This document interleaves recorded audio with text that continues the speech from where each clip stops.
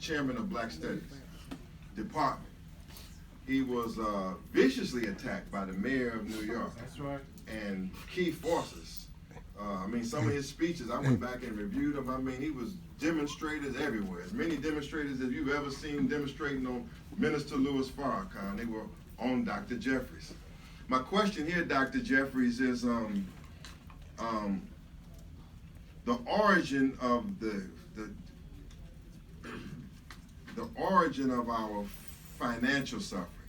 Those that have profited from our enslavement and our suffering. How should we deal with them? How should we deal with them? I mean, should we ramp up your previous efforts of identification? Are we in an identification phase, or should we even be going further in terms of those that have robbed us? Excuse me, sister. Well, you can come take this. You want to take this if you can. Yeah, but if I do, I may take it over for the next. Hey.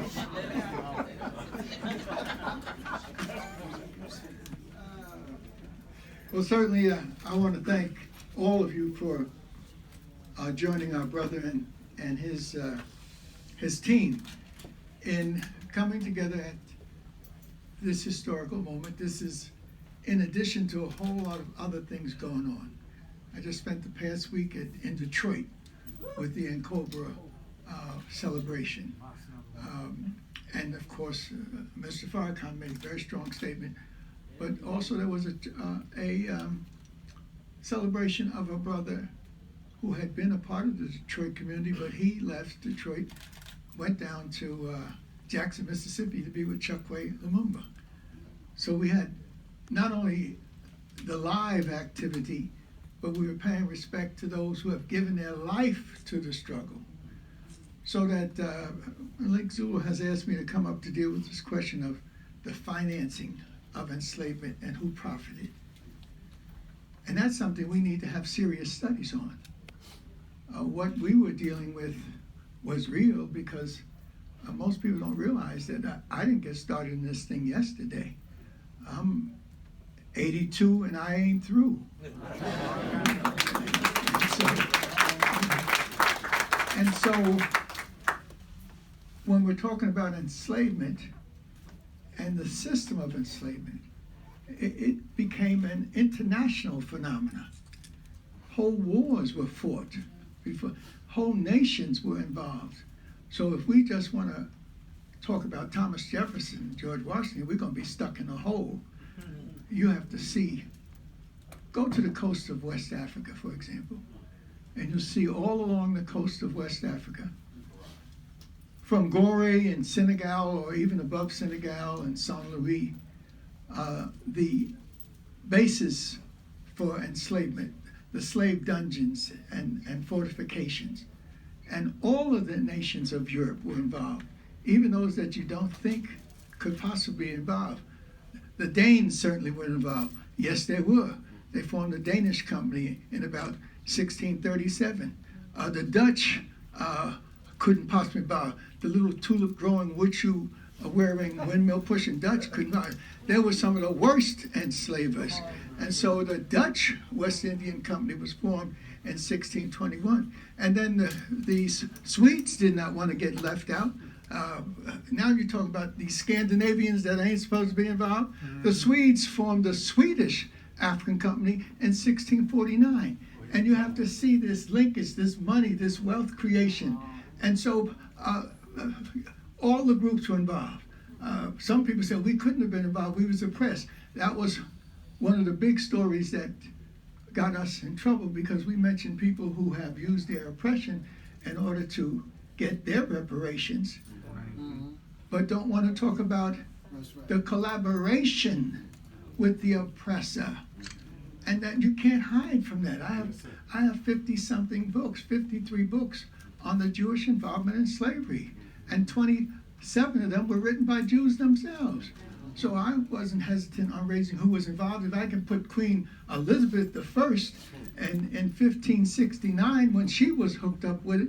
If I can put the Pope in 1493 when he divided up the world and gave one half of it to one Catholic nation called Spain and another half of it to another called Portugal. You have to be able to put the goods right at the foot of whoever was involved. And you just can't say Africans sold Africans. You're talking about a four-way process. The Europeans sat down and worked out their involvement. And if you were Jewish and had money and could be involved, you were invited in. If you were Catholic and had money, you were invited in. If you were a Protestant and had money, you were invited in.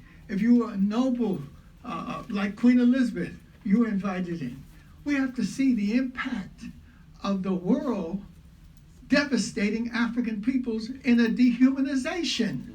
We can't be gentle with this. We can't worry about people's feelings.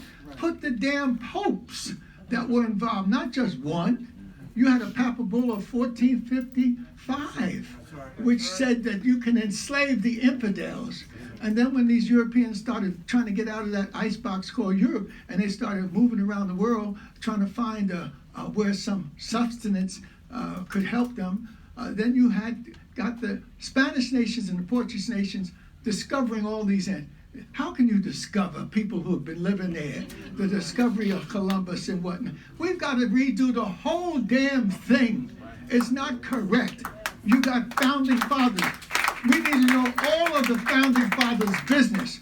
We know Thomas Jefferson because Sally Hemings told us the tale and the children that was involved there. But not only Thomas Jefferson, you got in Philadelphia, you got Ben Franklin. He couldn't have involved. Yes, he was. He had people involved in his printing establishment and taking care of his home. If Benjamin Franklin could be involved in this shit, you would know that all of them was involved. We need to look at all of the founding fathers and put a number after their name. Thomas Jefferson got a number after his name down in the museum, 609. He had 4 slave establishments, not just Monticello. Monticello was the masterpiece when he had mastered the process of dealing with enslavement. We got to take the drawers off Thomas and show that he ain't got no, he's, the emperor don't have no clothes, you know. So let's be serious about it. And of course they came at me. I don't have no, I'm one of the nicest guys in the world, but I have to deal with the truth. Why?